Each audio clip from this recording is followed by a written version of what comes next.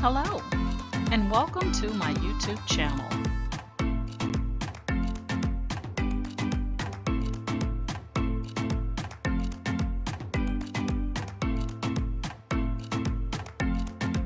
Please ensure to like, share, and subscribe.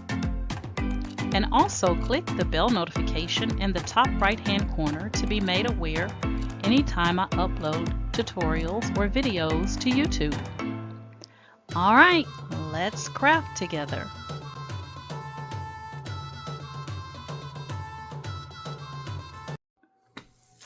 Hey guys, so I've received quite a few questions in regards to DTF, and so some of you may be new to the actual process, so I wanted to answer the questions that I've received while I was taking my little mental break about DTF. So the first question that I got was about CAD link. And so some people are asking, is there another alternative instead of paying $400 for CAD link? Now, to my knowledge, CAD link, when I purchased my Epson EcoTank 8550, CAD link was the most reasonable software out there. Now, they do have another software. It's about $800.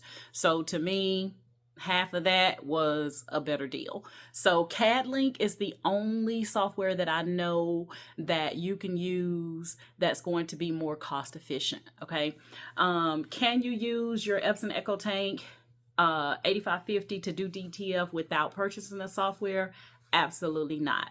All right.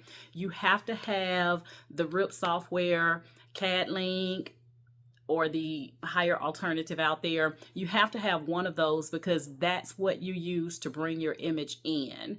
If you don't have that software, you won't be able to communicate with your printer with your images. Okay, so you do have to have some type of RIP software. All right. Another question I got was in regards to the maintenance tank. So I'm going to show that to you guys here on mine. So your maintenance tank, let's see if I can turn this around for y'all. Okay, so I'm going to open up my printer, and the maintenance tank is right here. All right, this is the maintenance tank. You can order these off of Amazon. You're going to get one with your actual printer, but it takes about, depending on how often you print, you may have to replace these frequently. So if you sell t-shirts, once this is full, it won't allow you to print any longer. You have to actually take it out.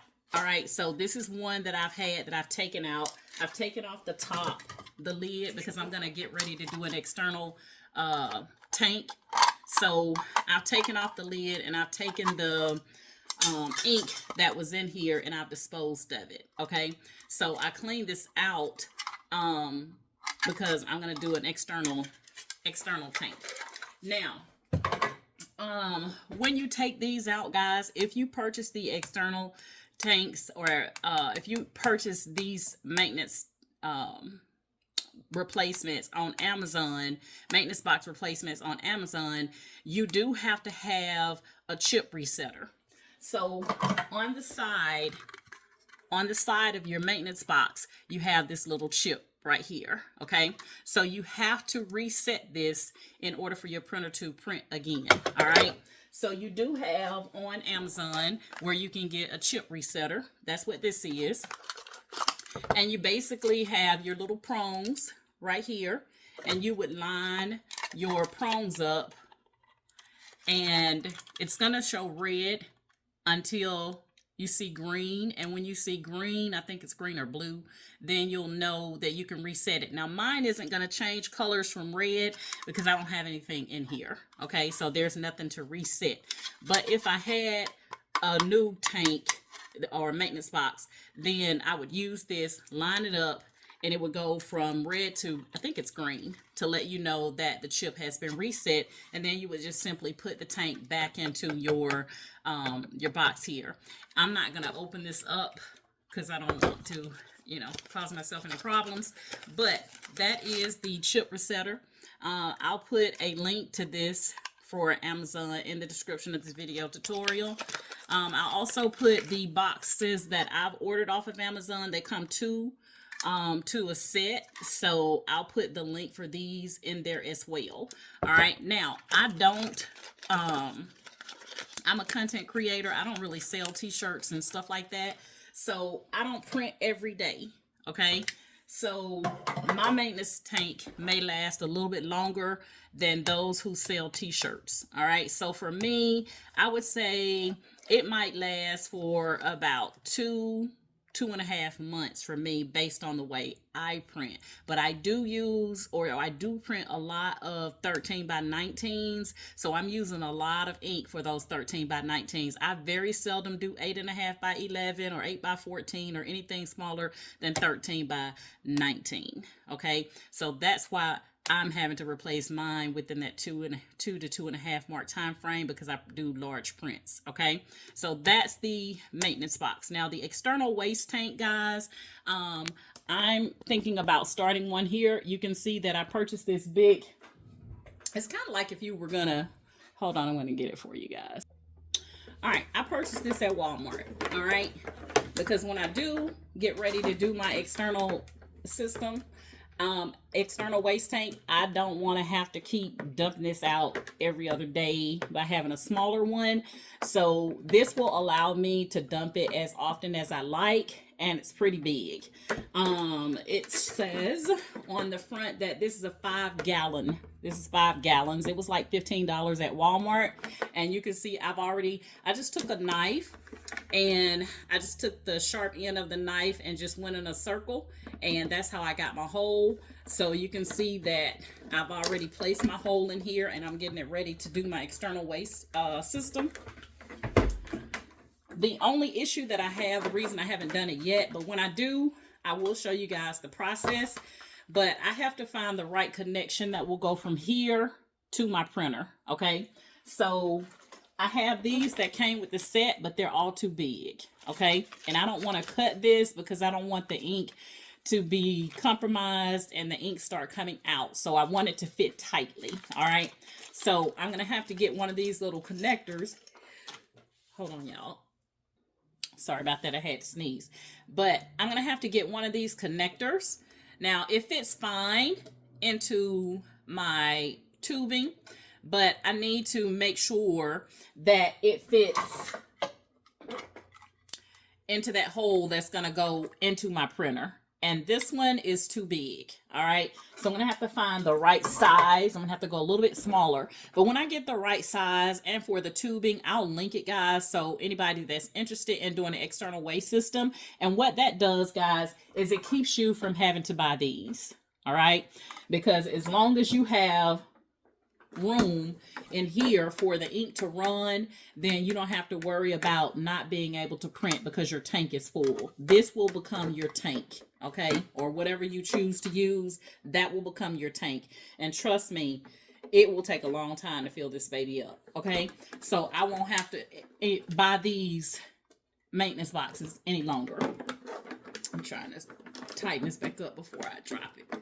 All right, so this is eventually what I'm going to be doing as an external waste system.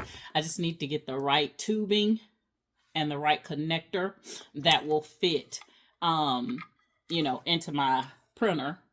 All right, because there's a little connector once you take the maintenance box. Once you take this maintenance box out, you have to take this tubing and connect it into your printer. Okay, so that's the only reason I have not done it thus far.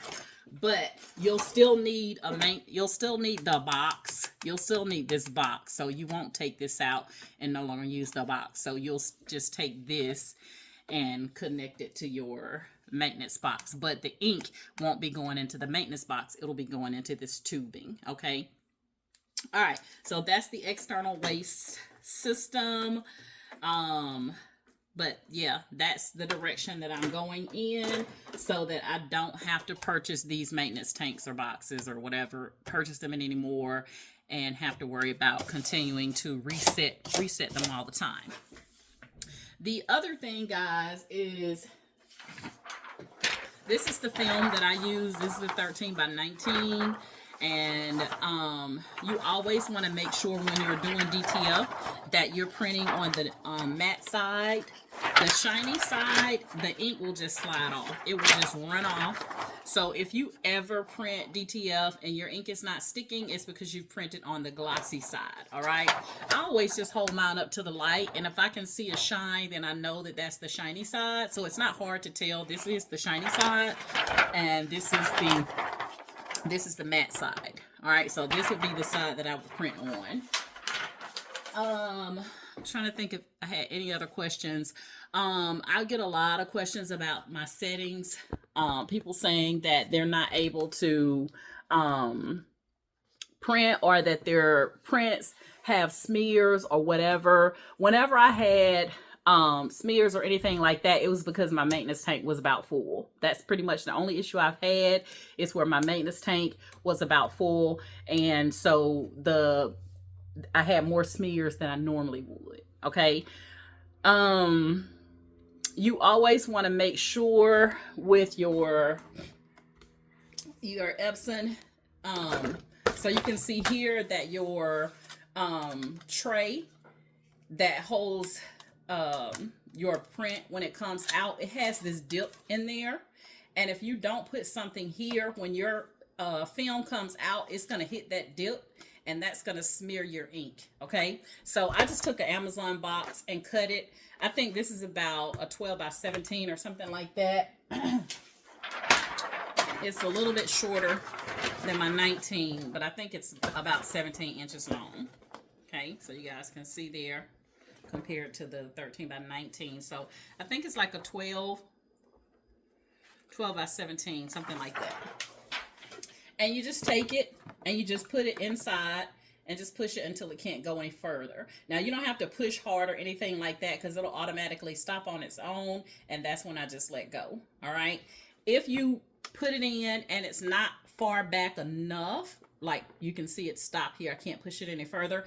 If I had put it just like this, but there was room for me to push it in more, if I don't have it pushed all the way in, when my film comes out, it's going to print like this. It's going to come underneath the cardboard, and you may as well just throw it away, because trust me, it's going to be some smears on there. So you do want to make sure that that cardboard is pushed all the way in. And like I said, you don't have to push it hard or anything like that. It will just push it until it can't go any longer. Okay. But just make sure that it's pushed all the way in, and that it's not just sitting on top of the tray like this. You want to make sure it's pushed in. Okay. Anything else I can answer? Let me think. You can get your inks, guys. You can get your film. You can get your powders, your black powders, your white powders. You can get them on Amazon. I purchased mine from a local shop here in Dallas, Texas, which is called it's the wholesale t-shirt shop here on Harry Hines in Dallas, Texas. That's where I get my inks from.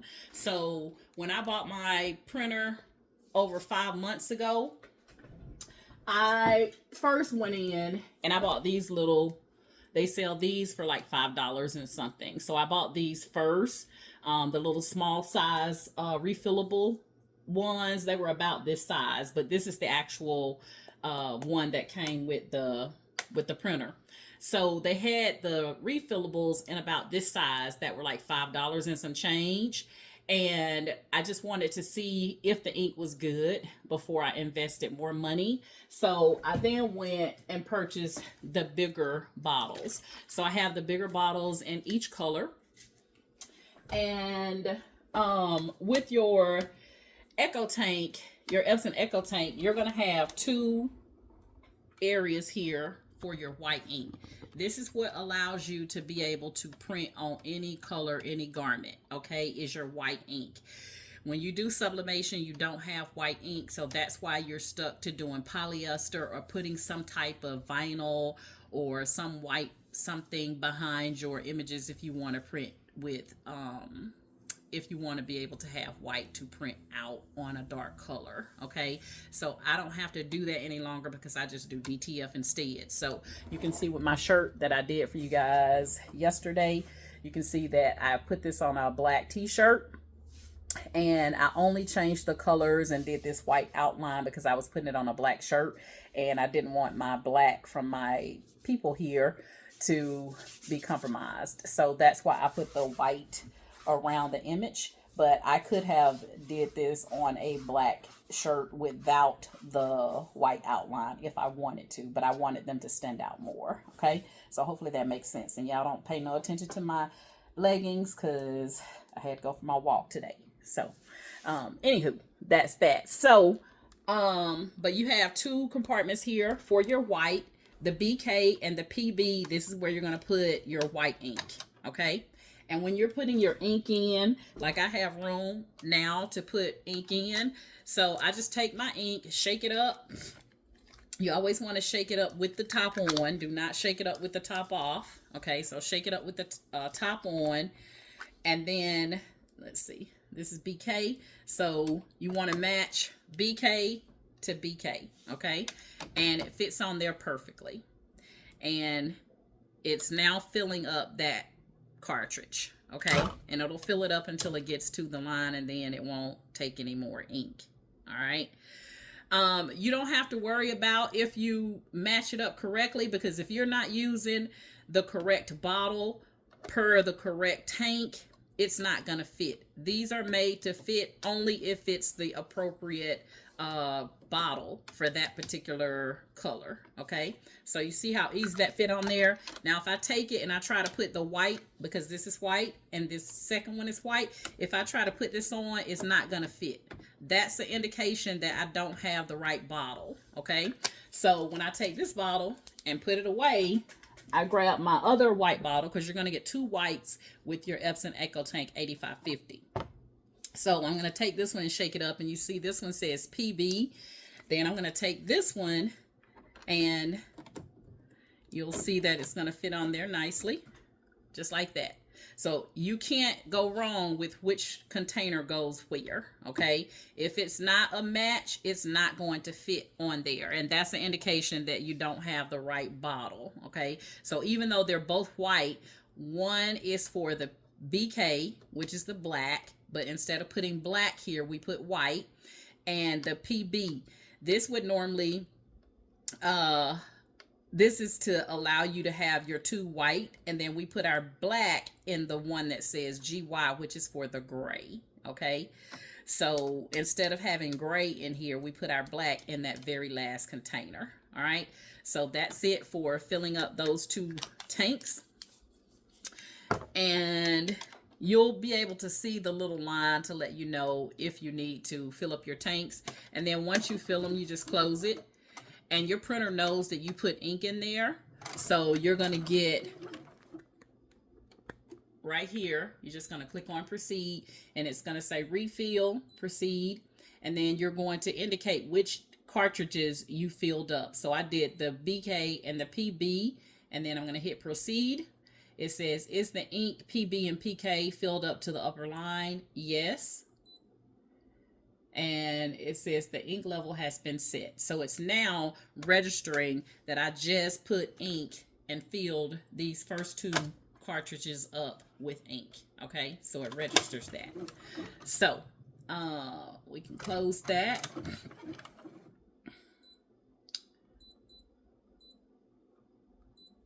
All right.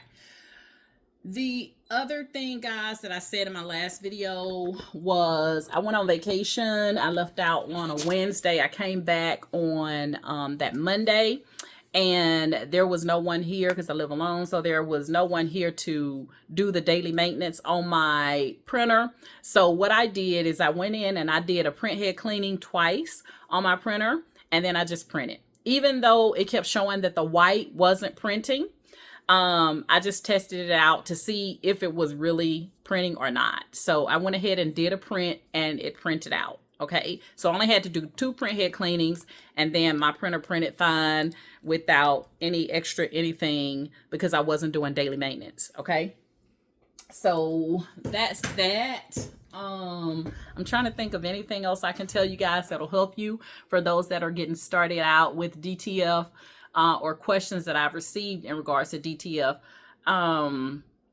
The other thing that I will share with you guys is that you can get hot peels or cold peels. Now, a hot peel is as soon as you get finished pressing the image onto your garment, you just rip it off. That's a hot peel, all right? And you want to peel with confidence. You want to pull it off, all right, if it's a hot peel. If it's a cold peel, you're going to have to wait about 3 to 5 minutes for the image to cool down, and then you will peel it off.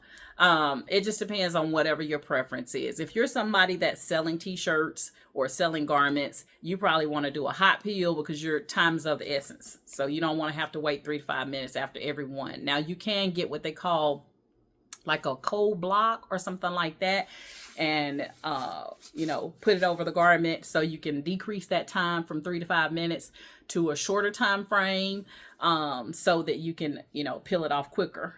But that's just up to you. I do a hot peel. I also have some DTF powders that have been sent to me that are cold peels, but I personally prefer the hot peel. That's just me. And what else? I want to show you what the powder will look like in the packages. So when you get the powder, it will come in packages like this, and you can also get shakers. What I just knocked down, but you can also get the powder in a shaker. So I get these also from the same place, the wholesale t-shirt shop here in Dallas, Texas. So I have it in black and also have it in white, and it's just like you can do like that if you want to pour it, and then they have it like that if you want to shake it like salt and pepper. It's kind of like a salt and pepper shaker. Okay, so I have these as well. And on your packaging, when you're ordering, like I get mine, these I get off of Amazon, it will tell you if it's fine, medium, what have you. So these are medium DTF powders. And this is Yamation. All right, so I use a lot of Yamation, and I always use these big containers. These are cupcake containers that I bought off of, I bought these at Walmart. But I get these and I put my DTF powders in it because it's easier to, keep them. And this one isn't labeled, but normally I label the brand of DTF powder. I'll label it. And I know I have my others labeled, but I don't have this one labeled. But they're just cupcake holders, cupcake carriers, or what have you. So that's that. So hopefully this video has helped you guys. When you're curing your image, after your image has printed out and you're getting ready to cure it, based on the size, I can cure my images either in my convection oven. If I'm doing a smaller print, I'll use my convection oven, and it does it in less than 30 seconds. It'll cure the image in less than 30 seconds. If I'm using my 16 by 24 heat press, because my image is larger and it won't fit in my convection oven, it's going to take about 3 minutes for it to cure. All right. And you always do higher temp to cure the image, and then you use lower temps when you get ready to press the image onto your garment. Then you lower the temperature. So that's why you see me say I'll do about 380 for 180 seconds when I'm getting ready to cure the image, and then when I'm getting ready to press the image after I've cured it, then I'm going to lower it to about 325, and I'm going to press for about 15 seconds. Now after I press it the first time and I take off the liner, then I'm going to press one more time, and that's just to security. You want to make sure that your press is really good and that your image is going to stick and stay. All right, so that's why people like to do DTF, because you're not limited as far as what color t-shirt, what kind of fabric. I can do polyester, I can do cotton, I can do poly cotton blend with DTF. And then again, I don't have to worry about is it a black t-shirt, a white t-shirt, or what have you. I can do any color t-shirts or any color garments. when I'm doing DTF. Now, sublimation, I'm going to be a little limited.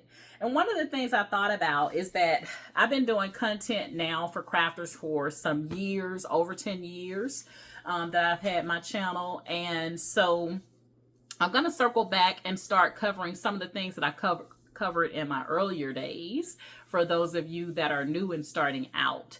I just assumed that people would go back to the videos back in the day, but a lot of people don't. So I'm going to start redoing some of those videos just to help you guys out with some of your crafting projects and show you different tools, tips, and tricks that you can do in Canva or PowerPoint.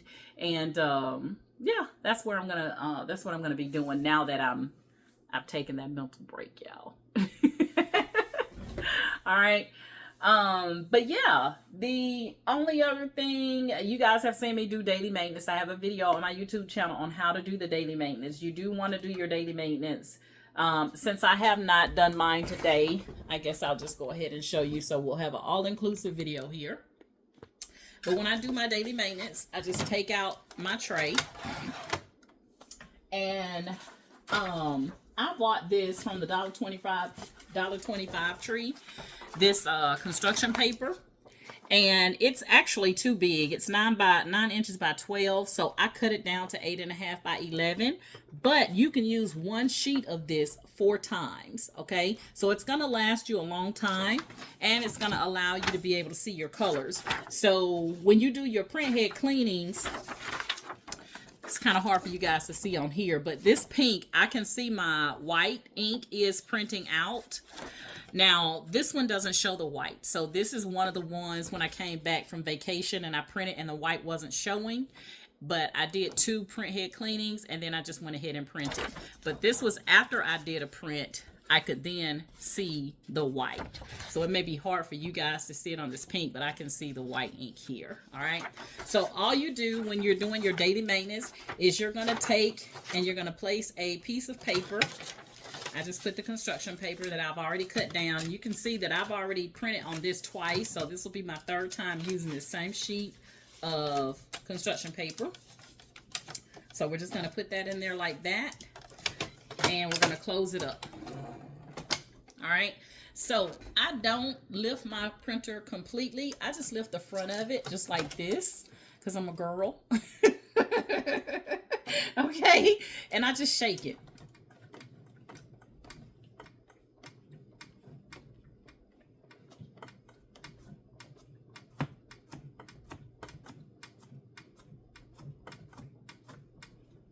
Just like that.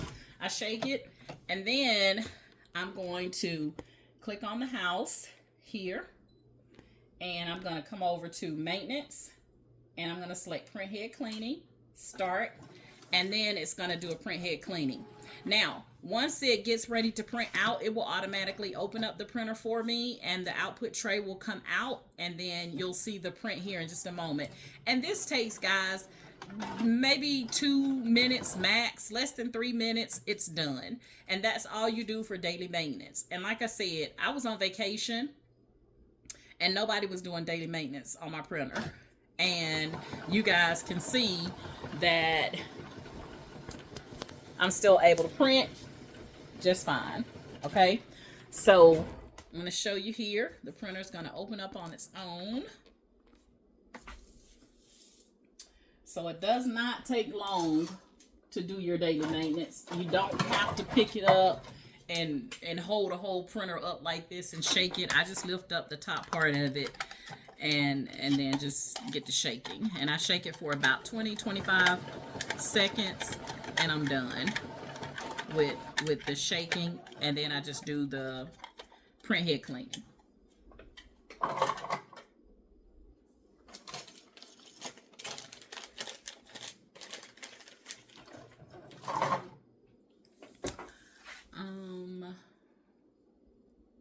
So again, $1.25 tree. I like to print on colors because then you can see your white inks a little bit better than printing on white paper. So that's why I like to use this construction paper. And like I said, one sheet, you can do 4 print head cleaning on that one sheet of paper. So this construction paper is going to last you for a minute.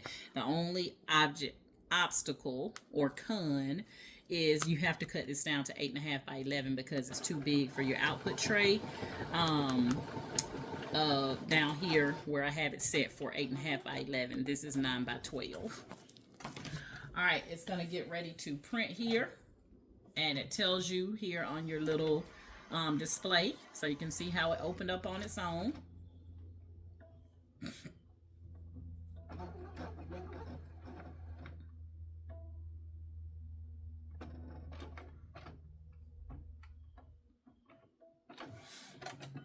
And once this prints out, you're going to indicate whether or not it printed out correctly or not by selecting X if not and O if yes. And if it printed out correctly, you're done with your daily maintenance. There's nothing else you have to do for your daily maintenance. All right, so here it just printed out. Hopefully you guys can see. There's my white ink. That's why I like to print on the color copies. And there's no breaks in my lines. Okay, this was already on there.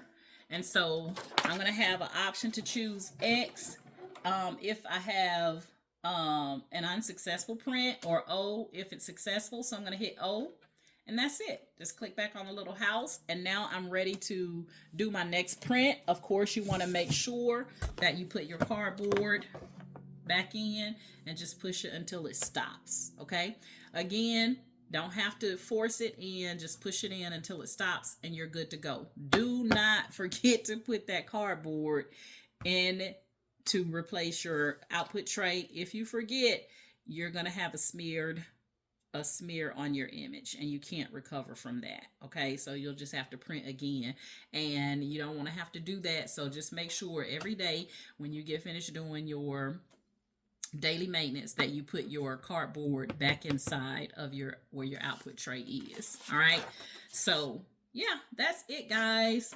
I think I've answered all questions that I've received. For those that ask me questions about, you know, where you're getting smears and things like that, I would say, you know, double check your maintenance box, make sure it's not full or getting close to full. You may need to change it.